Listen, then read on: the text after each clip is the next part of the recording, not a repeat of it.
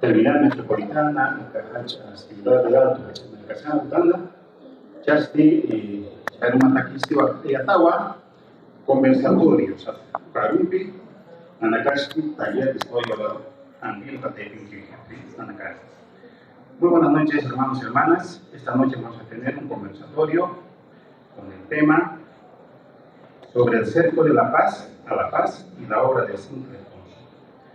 Así que comenzaremos, hermanos. Primeramente voy a presentar a nuestros invitados. Nos acompaña Sinclair Thompson. Sinclair Thompson es un profesor asociado a la Universidad de Nueva York en el Departamento de Historia. Sus áreas de trabajo de interés es en Latinoamérica, colonial, la región andina, política campesina, India, la religión andina, raza y etnicidad, la historia, la memoria política, historia de Bolivia y todo lo que está relacionado con la política india. Antes de llegar a la Universidad de Nueva York, Sinclair Thompson vivió y trabajó por numerosos años en Bolivia, precisamente en el tiempo en que la movilización política campesina india imperaba y formaba parte de esta parte del mundo. Su libro, Cuando se renacen los indios, está escrito en un tiempo en que la movilización política campesina india imperaba, tomaba su lugar. Seguidamente, Roxana Barragán, nuestra invitada, es licenciada en Historia en la Universidad de París, Sorbona, maestría en la misma universidad, tiene un doctorado en la Historia Social y su labor académica es docente de la Universidad Mayor de San Andrés en las carreras de Historia, Sociología, Antropología, y también docente en la Facultad Latinoamericana de Ciencias Sociales, Flaxo, directora de la revista de Ciencias Sociales Incasos. Fue directora del Archivo Histórico de La Paz. Nuestro siguiente invitado es candidata Pablo Mamani Ramírez, sociólogo de profesión, investigador social, cursó su maestría en Flaxo, Ecuador y doctorado en UNAM, México. Actualmente es profesor universitario de la Universidad Pública del Alto, docente de posgrado en distintas universidades de Bolivia.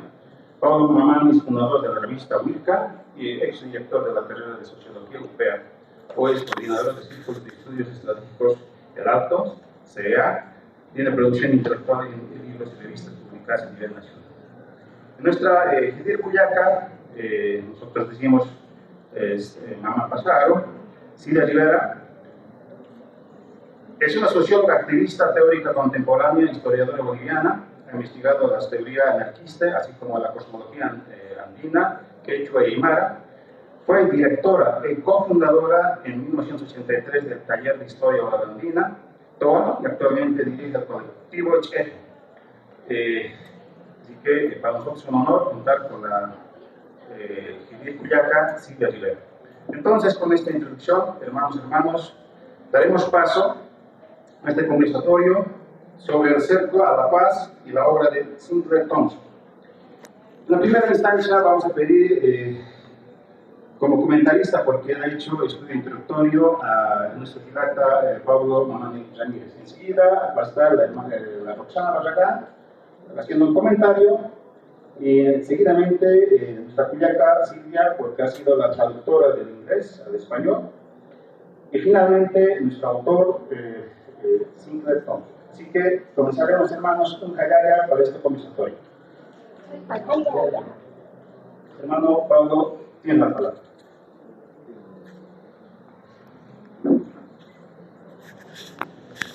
Sí, bueno, una sesión maratónica, interesante entre una sala y otra, y estamos...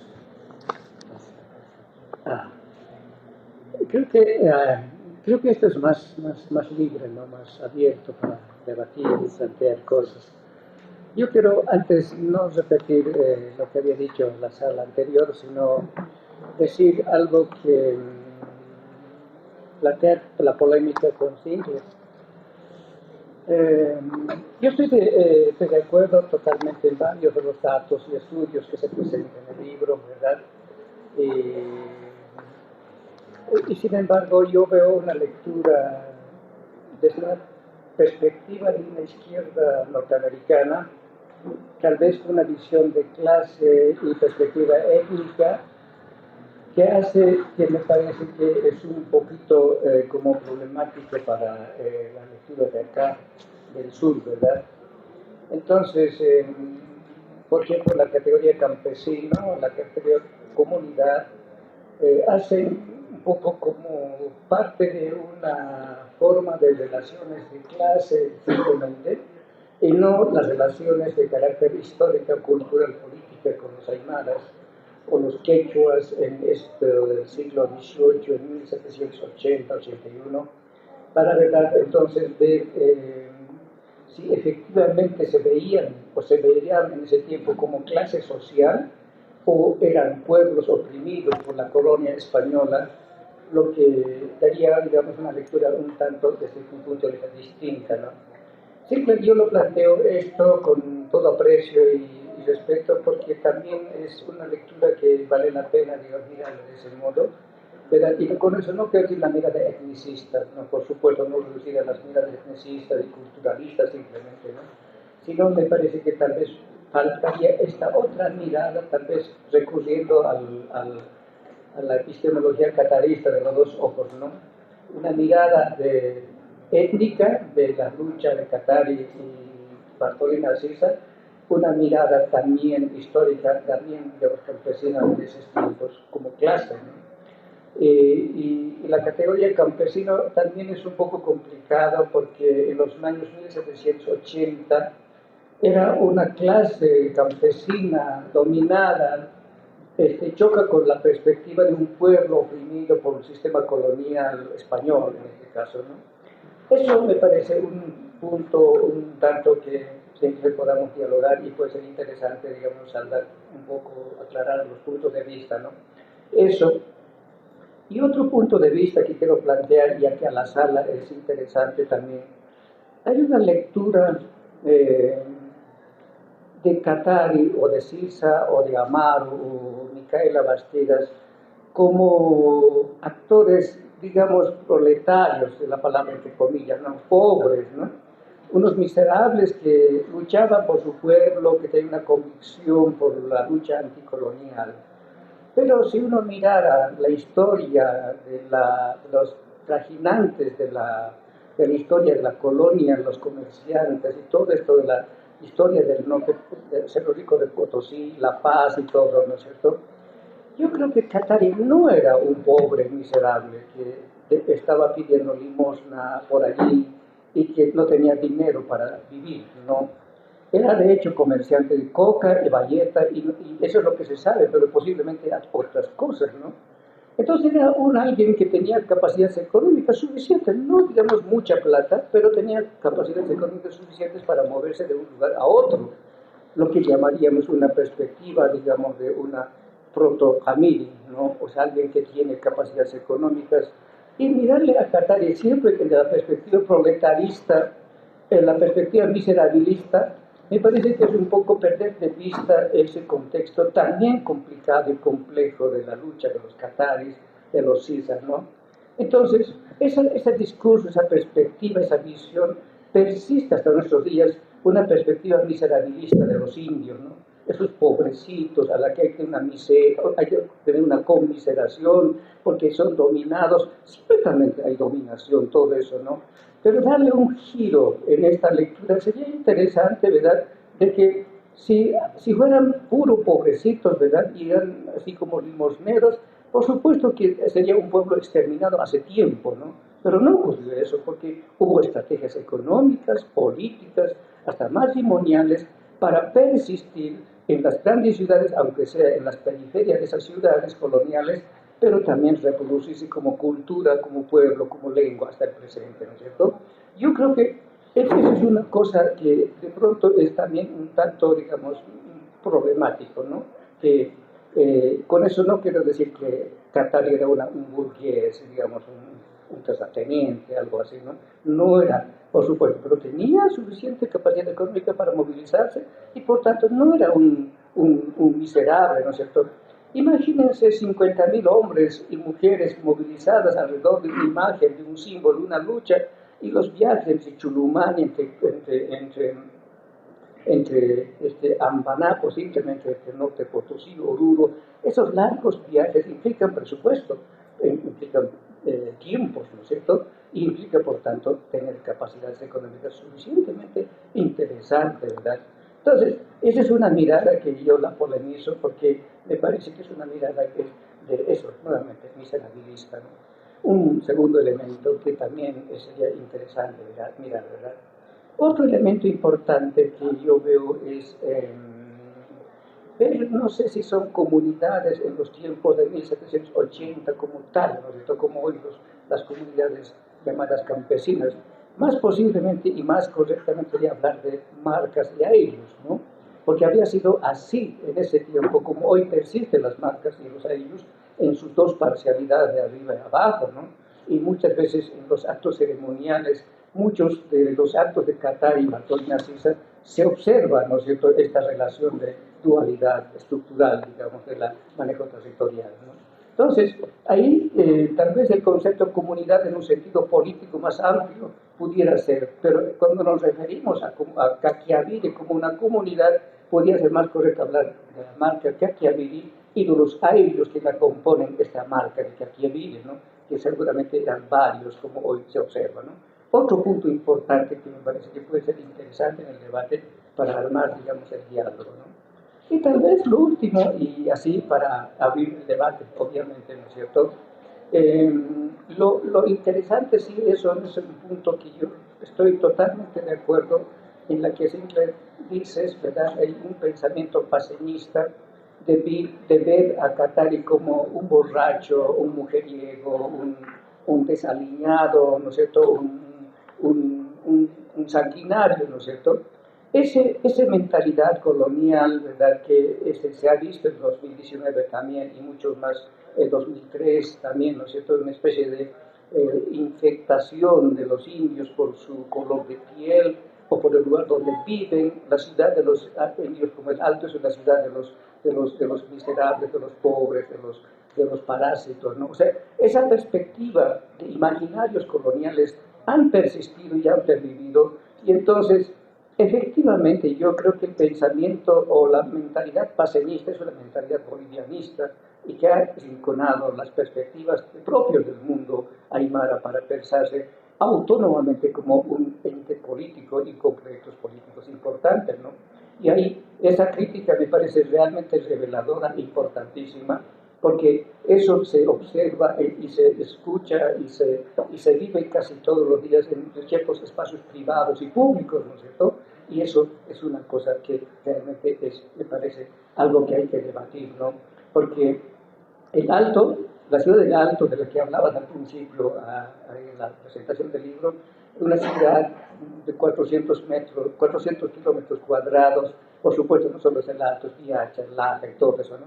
Pero como la ciudad de los otros, ¿no? La ciudad de los indios, la ciudad de una especie de un apartheid de la otra ciudad, ¿no es cierto? Cuando en el fondo son dos ciudades similares, concretamente son similares, no hay ninguna mucha diferencia en términos culturales, geográficos y en términos políticos, ¿no? Pero hay esta mentalidad de separar a lo alteño, ¿no es cierto?, y asociarlo con la higiene, con la suciedad, con el desorden, ¿no es cierto? Y es una cosa que predomina en el periodo incluso del llamado Estado plurinacional, ¿no? Es un tema clave, yo creo que para descolonizar las ciencias sociales en la perspectiva de una crítica interna ahora entre lo que se llamaría el Alto, La Paz. Obviamente el Alto es una ciudad en construcción y es un proceso que está en marcha, pero es una ciudad efectivamente importante, interesante, histórica, ¿no? Esa mentalidad todavía persiste incluso en los propios alteños, ¿no? Cuando uno dice, ¿dónde está haciendo? Estoy en la ciudad. Y uno pregunta, dice, ¿y esto no es ciudad? ¿Esto es ciudad también? Tiene estructura, arquitectura, espacios públicos, avenidas, todo eso también es ciudad, ¿no es cierto? Entonces, eso dicen los propios alteños cuando ese es con un sentido común discursivo, ¿no? Pero es mucho más peor cuando los otros se refieren al Alto no como ciudad, sino como un pueblo, ¿no es cierto? Muy diferente a la forma civilizada, digamos, de la ciudad, ¿verdad? Eso. Yo, mira, quiero plantear estos puntos un tanto polémicos, pero creo que vale la pena un espacio más íntimo y más familiar como este. Ya. Ahora sí tenemos la palabra a Roxana Barragán. Bueno, muy buenas noches. Quiero agradecer muchísimo por la invitación, agradecer al director Osvaldo Calatayud. Me permite también volver a reencontrarme con Silvia Rivera, con la cuyaca Silvia Rivera, hace realmente décadas. Ahora ya nosotros podemos hablar de décadas, y realmente me encanta estar contigo, ¿no? Medio siglo realmente. Y por supuesto con Sinclair y con Pablo. Bueno, yo no soy muy oral, así que voy a estar mirando mis notas, contrariamente al taller de historia oral. Soy muy de escritura, no puedo de alguna manera tener todas las ideas en la cabeza, así que me van a disculpar mis chanchullitos por ahí. Y por otro lado, porque Sinclair me ha pedido también, junto con Osvaldo, que resalte algunos aspectos del libro de Sinclair, y quisiera hacer eso en esta oportunidad.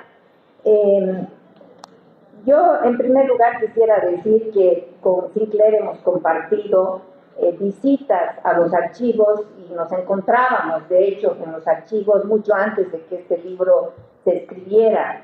Guardo ese recuerdo y estaba un poco haciendo memoria de aquellas épocas. Quisiera también recordar a Roberto Choque Canqui, porque en un momento dado me parece que se hizo una presentación de tu libro. No tengo un poco la memoria un poco difusa, pero creo que era el 2009, probablemente en el Tambo Quirquincho, si bien recuerdo. Y luego, pues lo hemos escuchado también a Sinclair hablar de su libro, el 2009, cuando se hicieron unas jornadas sobre el bicentenario en San Antonio, en La Paz, y también una entrevista que le hicimos en la radio Deseo, en este programa que yo tenía hace muchos años que se llamaba Trajines, pero que de hecho lo pueden ver y consultar en la web, y se busca y lo van a encontrar. Y yo también estaba escuchándote de hace no sé cuántos años, ya, décadas también, sobre lo que habíamos hablado. Yo quisiera en primer lugar señalar que Sinclair ha optado, ¿no es cierto?, en este libro, por una mirada que no se centra realmente en los eventos de Tupac Katari, que más bien había sido abordado ya por Maripeña del Valle de Siles.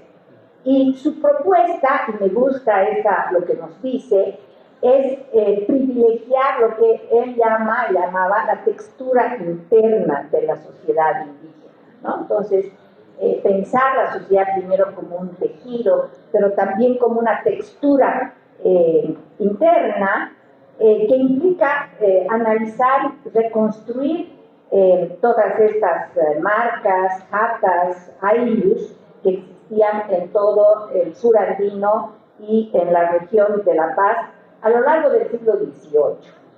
Y me interesa subrayar lo que él ha hecho, porque no se limita al evento, a la coyuntura, ¿no es cierto?, de Tupac Katari, sino que trata de entender ese evento y esa coyuntura en un siglo largo, que es todo el siglo XVIII, y su mirada también, y aquí eso yo quisiera resaltar, es profundamente histórica, ¿no? ¿Y por qué digo histórica? Porque la historia es también cambio, es transformación. Y entonces deja de considerar a las marcas, a los ayllus, como entidades eternas, esencializadas, como que no hubieran cambiado a lo largo del tiempo, y entenderlas más bien como una formación política capaz de cambiar, de transformarse, de reinventarse.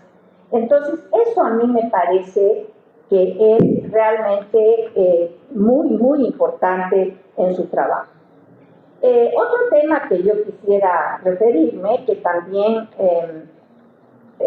el compañero Pacha se ha referido arriba, es en el tema del cacicazgo, de la crisis del cacicazgo, pero sobre todo del cacicazgo patriarcal, porque hay que nombrarlo, y así lo nombró Sinclair en su libro hace ya tanto tiempo. Entonces, en su época, probablemente no estaba pues la María, ¿no? Y ella nombró con todo, él nombró con todas las palabras en su época, y no sé cómo lo han colgado, ¿no? Llamar cacicazgo patriarcal. Y yo aquí, y en esta intervención, quisiera resaltar primero eso. ¿Y por qué? Porque en su época, me voy a parar, creo, ¿ya?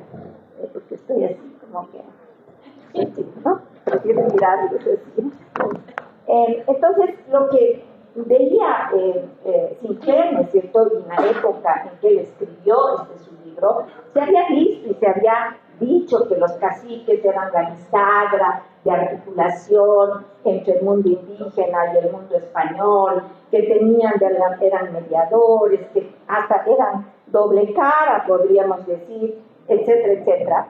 Y lo que nos muestra Sinclair en su obra es un poco de decir, bueno, pero analicemos los cambios por los cuales han atravesado estos cacicazgos y los caciques a través de 200 años. Los caciques pues no eran los mismos en el siglo XVI que en el siglo XVIII, 200 años después, ¿no? Y estos caciques estaban representando, liderando, eran representantes de estas marcas, de estos aylus, de estas atas, de miles y cientos de estas marcas distribuidas a lo largo del territorio. Eran obviamente linajes que se transmitían por herencia, por línea paterna y con preferencia hacia los primogénitos varones. Los Maicus fueron entonces patriarcas, padres, y como ellos no dejaban de recordar en muchas de sus probanzas, que son los documentos que escribían a las autoridades, decían, ¿no es cierto?, y señalaban todos los servicios que habían prestado a la corona española. De ahí también, y esto también es importante resaltar, que los caciques no hubieran participado activamente y no se hubieran plegado a la rebelión. Entonces, era ese posicionamiento que explicaba que estos caciques, ¿no es cierto?, no se plegaran y no apoyaran finalmente a la rebelión. El otro punto que tiene que ver directamente con y que tiene que ver con el capítulo 2, porque todo empieza en este capítulo 2, que si ustedes lo leen, ¡ay, qué aburrido!, ¿no? Porque tal vez no es el más dinámico, no es el más interesante, el que lo atrapa a uno, como pueden ser, por ejemplo, las identificaciones de Tupacatari o la ropa con la que estaba vestida, que uno así queda embelesado solo leer y ver cómo era, ¿no?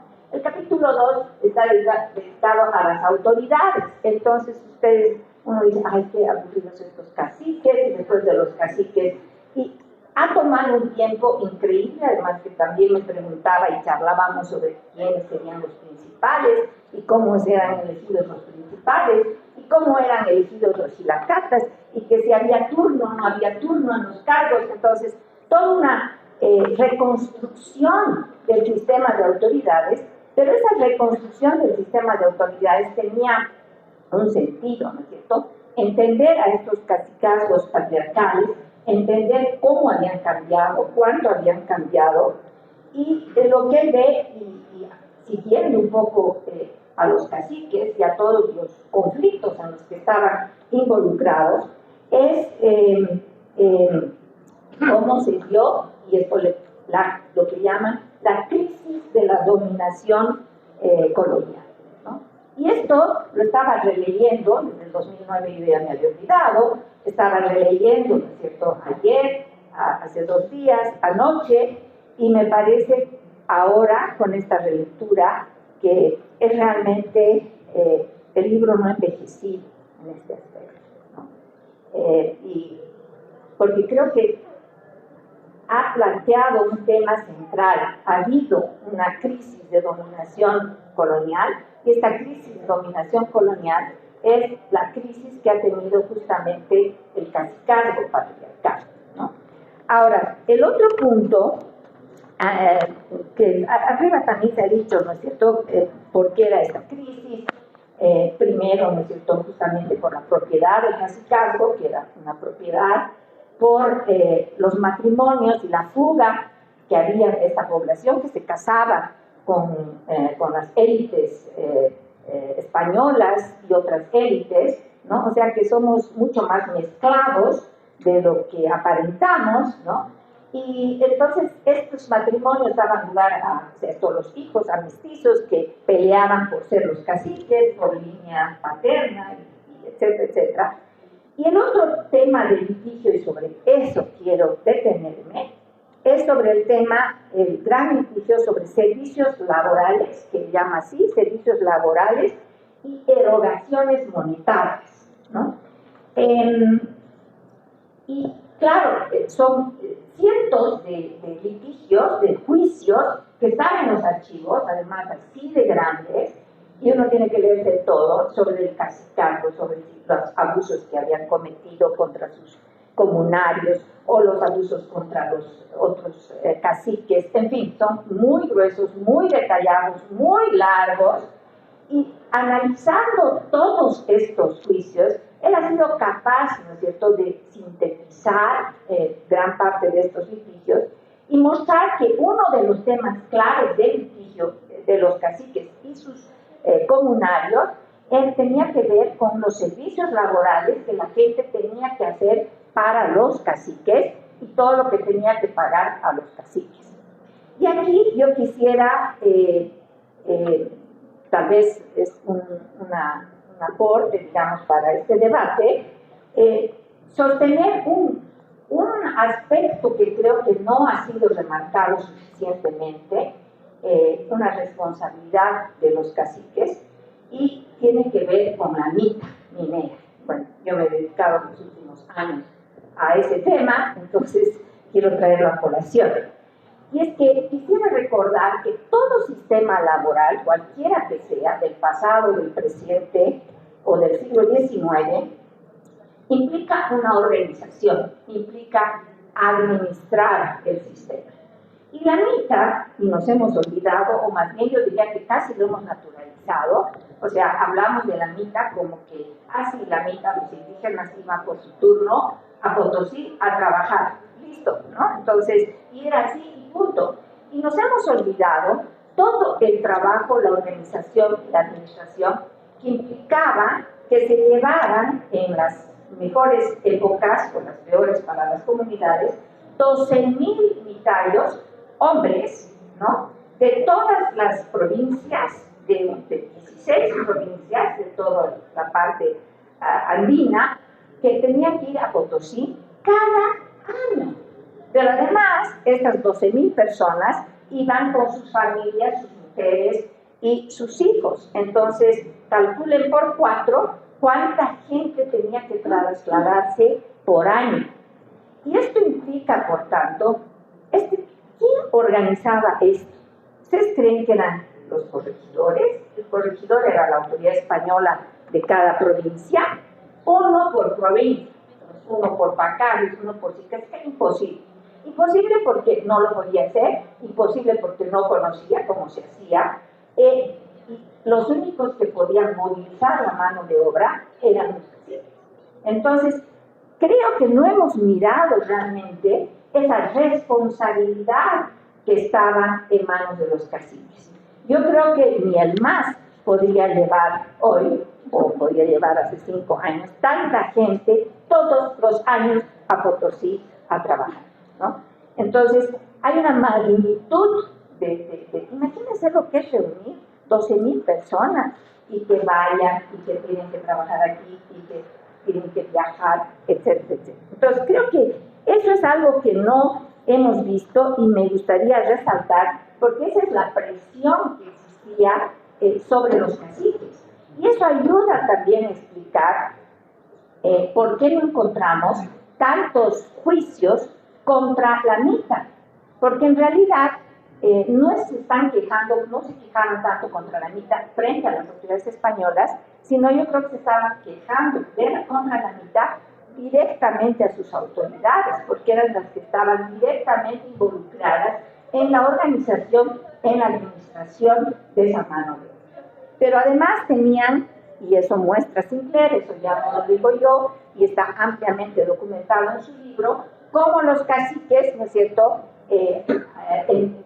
ponían la mano de obra de su comunidad para que vayan a granjear, para que vayan a pedir coca, para que vayan a trabajar, para conmutarles el trabajo de la mitad por dinero.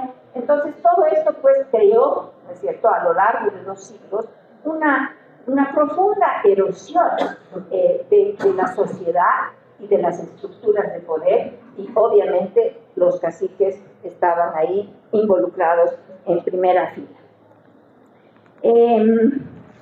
¿Qué más yo quisiera rescatar del trabajo ahora que lo estaba viendo, ¿no? A ver.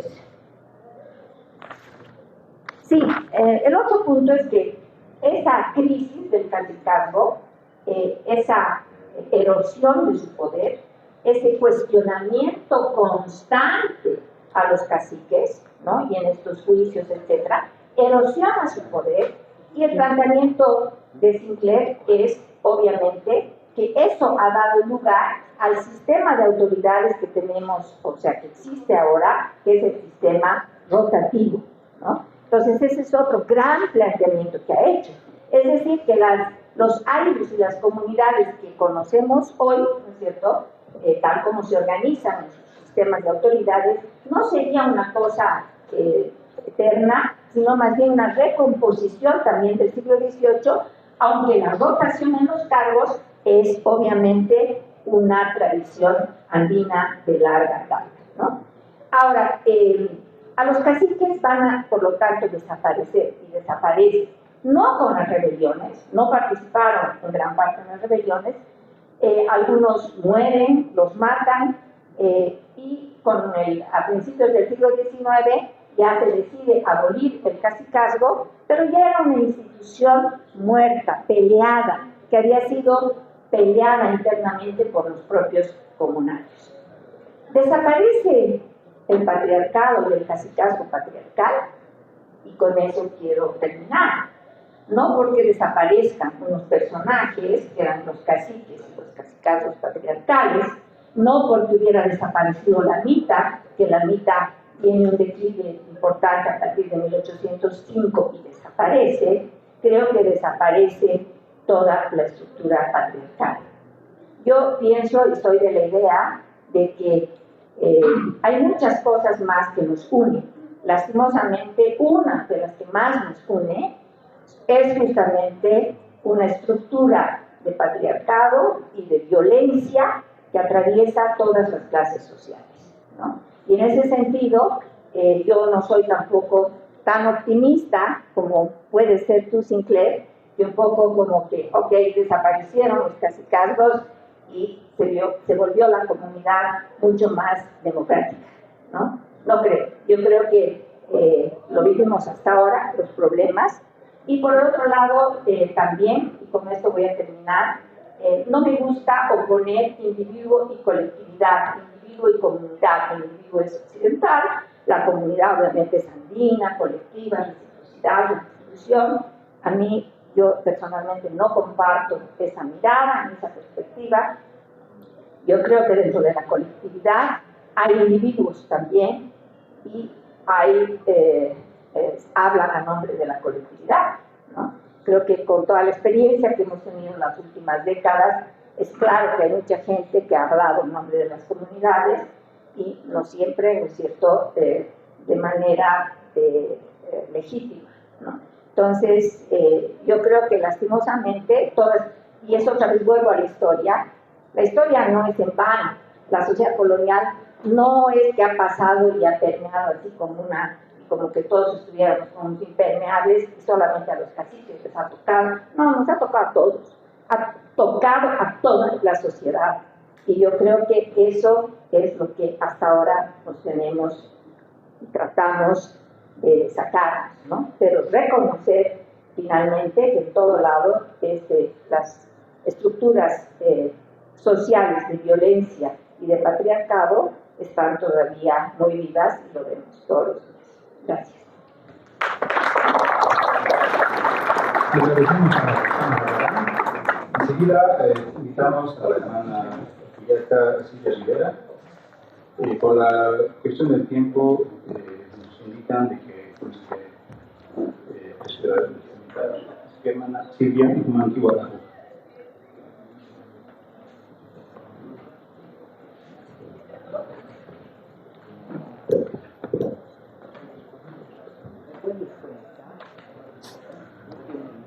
¿Está funcionando?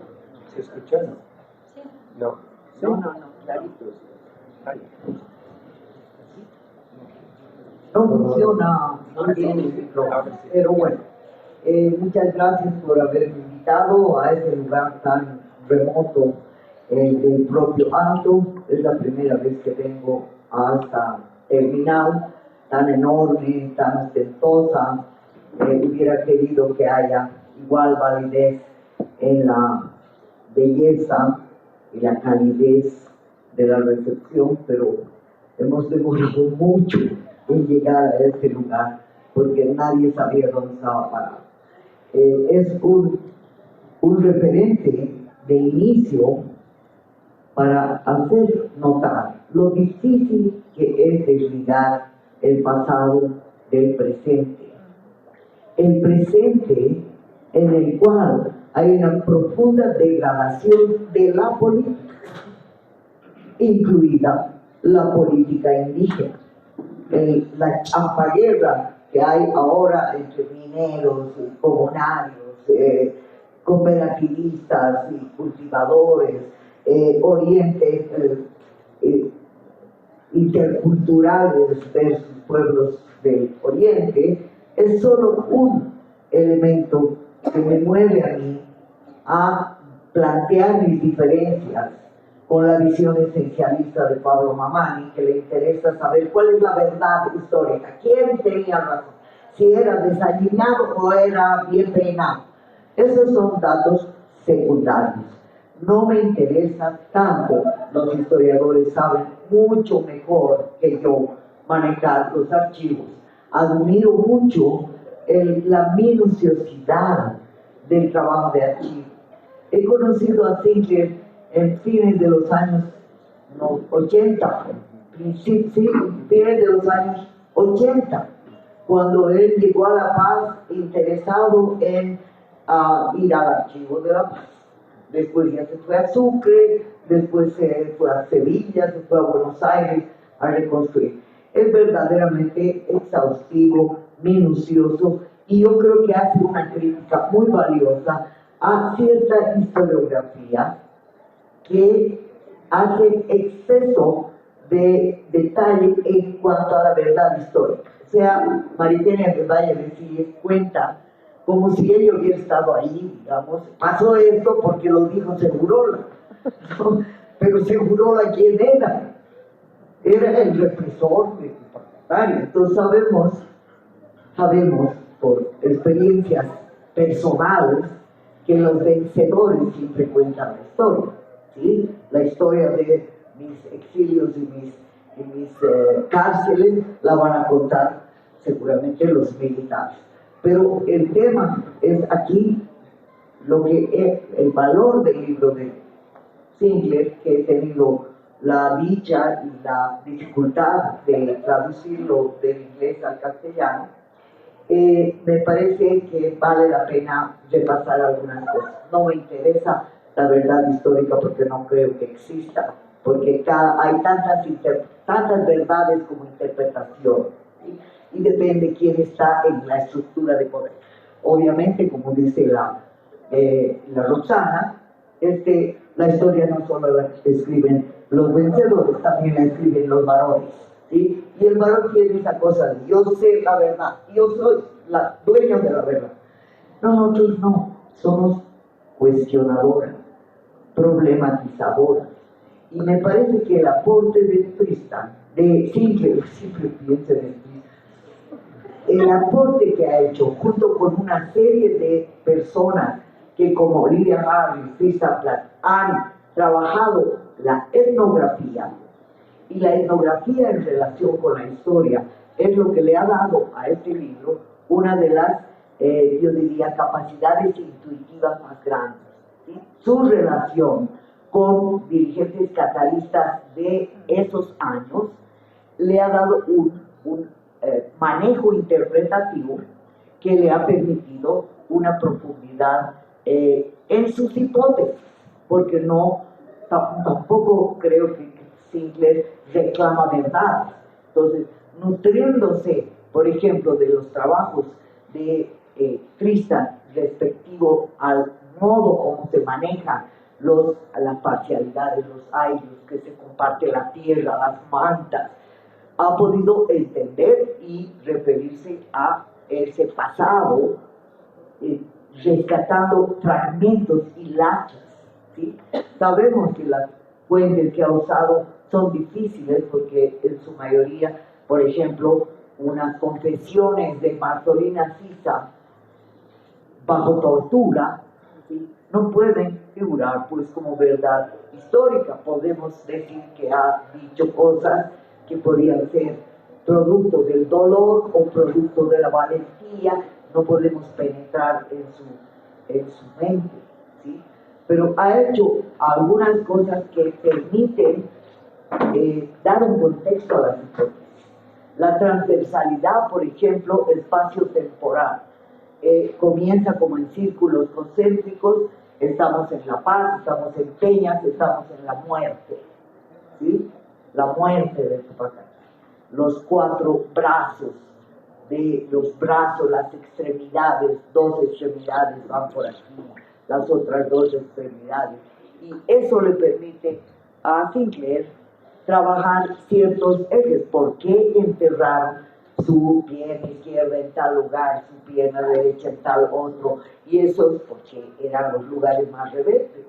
Y a mí me me parece muy interesante, por ejemplo, dos casos, el caso de Caquiaviri y el caso de Chulumani, ¿sí? Porque en Chulumani, en el siglo XX, ha habido casi una situación similar en 1980, ¿sí? De Huancané, que baja a la gente para apresar a unos policías asesinos. Entonces había esa posibilidad de pensar y de imaginar cómo la memoria se ha ido cristalizando por vía de la historia oral generacional, pero también por la vía de la perspectiva que da el presente sobre el pasado. Cada momento del presente tiene una posibilidad y un horizonte de visibilidad distinto. Por lo tanto, se ve muy lejos en algunos momentos o se ve muy cortito. Ahorita estamos en un periodo de desmemoria absoluta. Si la gente no se acuerda ni de la masacre de Todos Santos, por decir una cosa, nadie sabe cuándo, dónde, ¿sí? Porque estamos manejando verdades absolutas. ¿Por qué? Porque son apuestas políticas. Entonces, la focalización, sin embargo, de su mirada también permite una continuidad. A mí me parece fascinante el caso de Huaki, porque el caso de Huaki tiene toda una trayectoria larguísima de arraigo en la lucha por la defensa en contra de la minta, la encomienda, las opresiones coloniales, pero que se reproducen en la República. Y en la República vuelve a haber, ya nos podemos proyectar más allá del libro y pensar en lo que ha sido la lucha de los caciques apoderados, donde la gente de Huaki también tiene algo de esa memoria de Tupac Katari en sus caciques apoderados. Cada uno de ellos de algún modo rastreaba memorias genealógicas de larga duración. Entonces, el tema de la memoria me parece muy importante porque la memoria tiene esa capacidad y esa ductilidad de amoldar el dato a la necesidad política interpretativa. Eso yo entiendo el esencialismo del Pablo, me imagino que tiene ganas de ser ministro, pero el tema es cuando está fuera del poder, tienes tú la posibilidad de cuestionar todas las verdades, y sobre todo desde un punto de vista femenino, como es el que yo estoy postulando juntamente con Roxana. Es decir, la memoria es dúctil en la medida en que pasa el tiempo y en la medida en que nos acercamos a la muerte, podemos mirar con otra perspectiva la muerte de otros, la muerte de otras personas. Y la muerte de Bartolina Sisa es algo que reverbera hasta el día de hoy en la memoria de mucha gente. No siempre las oficiales bartolinas, sino la gente de a pie, la gente que comercia de su poquita, desde los valles hasta las zonas urbanas, todavía mantiene ciertas prácticas de orden colectivo, solidario, etc. Una cosa que me parece súper interesante y que me abrió los ojos a mí al leer ese libro, por eso he abandonado mi apellido Cusicanqui, es haberme enterado de los perversos que fueron los caciques Canqui, Cusicanqui. Me fascinó esa historia. Y la verdad es que se lo agradezco de mil amores, porque me ayudó a darme cuenta que vivíamos en los mitos, que vivimos en los mitos familiares. La familia Cusicanqui era un desastre. Y por lo tanto, mi relación con esa historia empieza a tener ribetes de interés absolutamente personal. Caciques traidores, hoy día los hay, cada rato escuchamos traiciones y caciques traidores, los Cusicanqui, pero también una cosa maravillosa, cómo es posible la rearticulación política de las comunidades en los niveles no altos como los que permiten la mediación con el Estado, sino los niveles locales. Y el caso que relata Sinclair es el de Faustino Yanque. Se puede decir que Faustino Yanque es un heredero de una memoria que incluso llega hasta el movimiento anarquista del siglo XX, porque Faustino Yanque y su hijo fueron quienes, especialmente el hijo, terminó vinculado a la Federación Agraria Departamental, que fue otro intento utópico de liberación de las comunidades en plena represión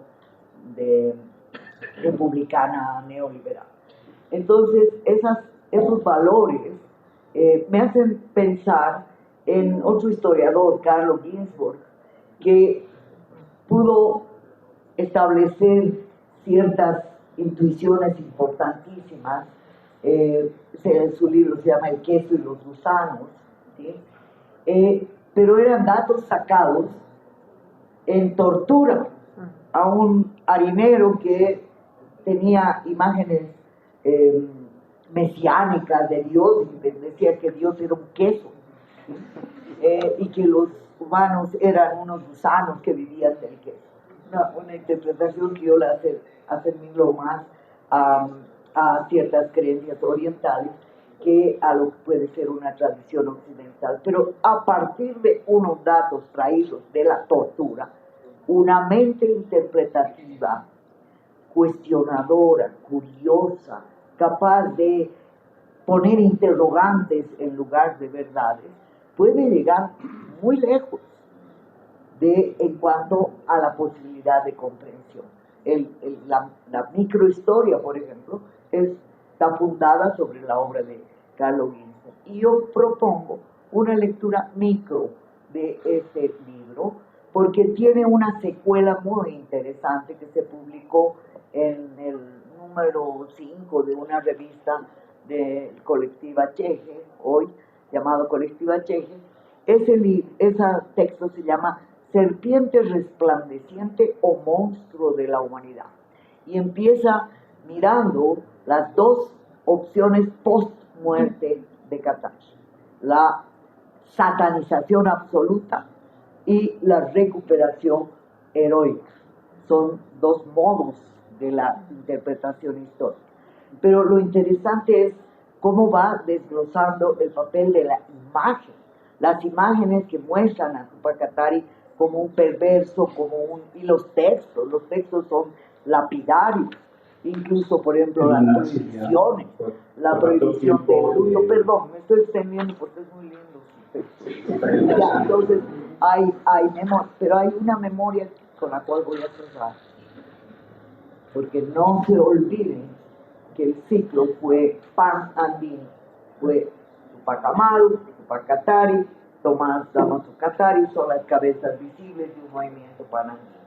Y uno de los más hermosos testimonios es un tejido de una tejedora del lado de hoy Perú, del lado andino del Perú, donde muestra 4 caballos descuartizando a un varón, a un hombre.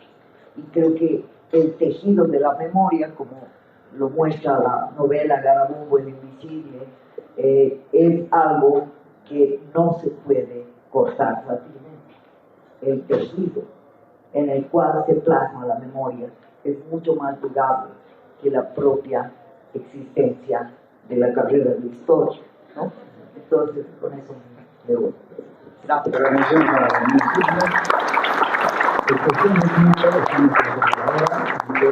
Sinclair, le daremos unos cuantos minutos para poder cerrar.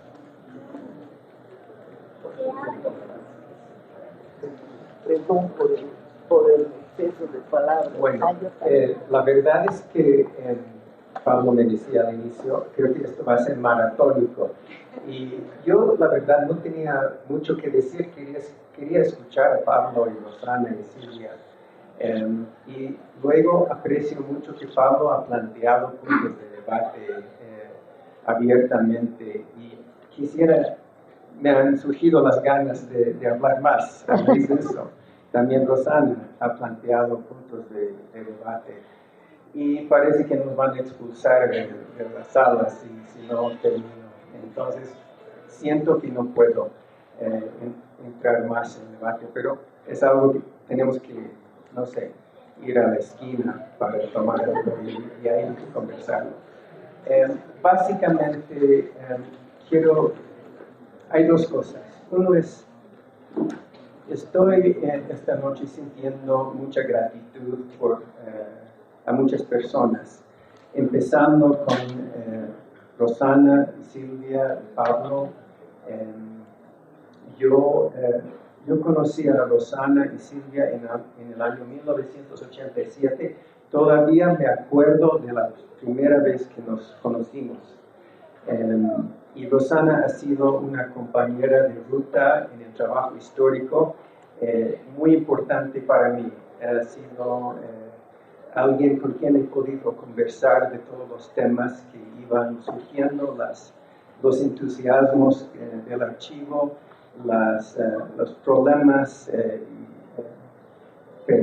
perplejidades que teníamos. Entonces ha sido una interlocutora para mí clave en el campo de la historia, una amiga y colega que valoro mucho.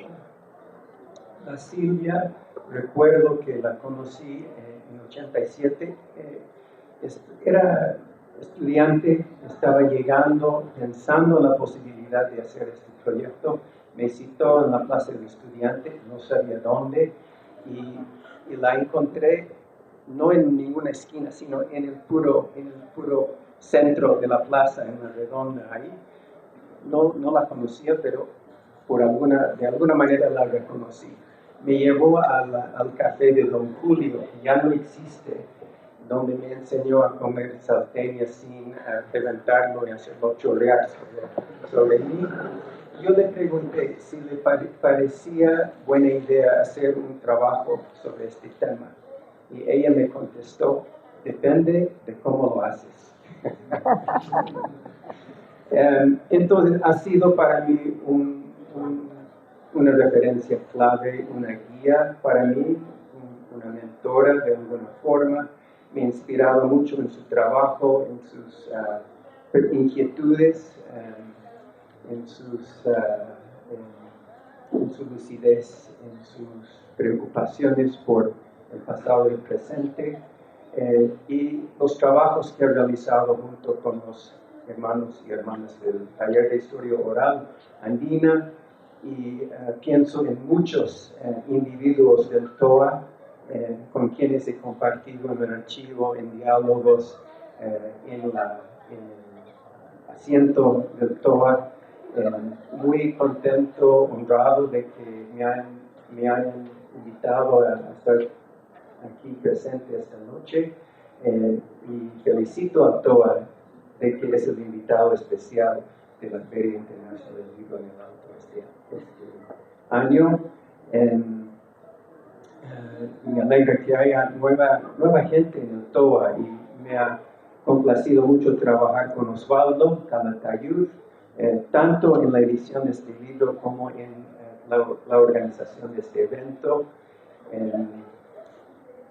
El libro salió en 2006 en una coedición con el TOA, en su casa editorial Ayuridi, y también con la casa editorial Muela del Diablo.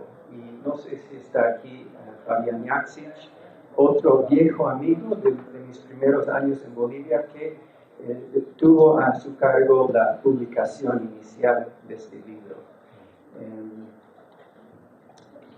Bueno, veo también a muchos otros amigos aquí esta noche. Ha sido conmovedor escuchar a mis amigos. Y Pablo lo conozco también de muchos años. Hemos compartido en momentos de movilización, en actos políticos.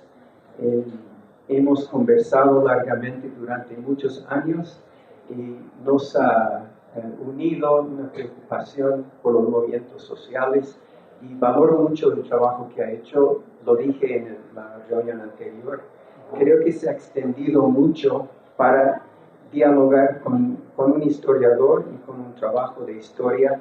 Ha salido de su zona de confort para hacerlo y me ha estimulado mucho sus trabajos muy importantes sobre las movilizaciones en los primeros años de este siglo, época donde también nos hemos encontrado y compartido momentos muy intensos, y valoro que ha planteado los temas de debate. Entonces, lo último es, además de la gratitud, me siento muy afortunado que he podido trabajar un tema tan profundo, tan significativo y que tiene tanto que decir para nosotros hoy en día. Creo que en la experiencia histórica que estamos discutiendo esta noche es clave para entendernos hoy en día, entender esta sociedad, entender por dónde queremos ir. La revolución andina de 1780-81 es bueno para pensar y tengo que parar ahí, pero me siento agradecido y afortunado y las palabras quedan cortas para expresarlo.